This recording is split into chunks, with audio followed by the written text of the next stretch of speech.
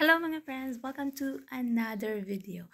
Update ulit tayo how much the exchange rate here in Saudi Real to Philippine Peso as of February 29, 2024. Sahuran na mga friends and syempre magpapadala ng pera sa Pilipinas.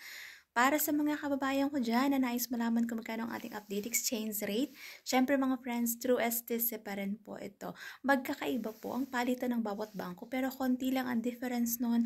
At least magkakaroon ka ng idea kung magkano ang ating update exchange rate ngayong araw ng Huwebes, February 29, 2024.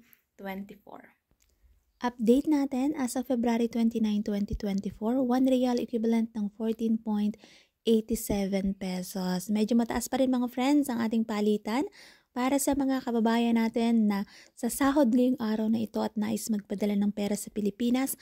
Yan po ang ating update exchange rate through STS ito mga friends. And syempre meron tayong binabayaran na transfer fee at meron din tayong VAT pag nagpapadala tayo ng pera sa Pilipinas. Ang lahi ko pa rin paalala para sa bawat isa sa atin at huwag natin kalilimutan na matuto tayong mag-ipon, magtipid at matutong mag-invest. Hindi habang buhay mga friends ay nandito tayo sa ibang bansa.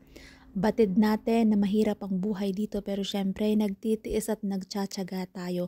Kaya wag natin kalimutan na mag-ipon tayo para sa ating kinabukasan. Napakasarap umuwi sa Pilipinas mga friends kapag meron kang ipon. At napakasakit sa kalooban kapag tumagal ka sa ibang bansa at uuwi ka na wala ka man lang na itatabing ipon.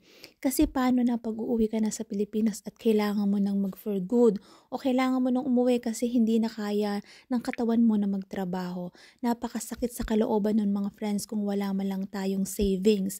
Kaya maging habit natin ang pag-iipon. Kasi para din naman yun sa ating sarili, para sa ating mga mahal sa buhay, para sa ating kinabukasan. So that's it for today's video mga friends. Thank you for watching and see you on my next update. God bless everyone. Much love.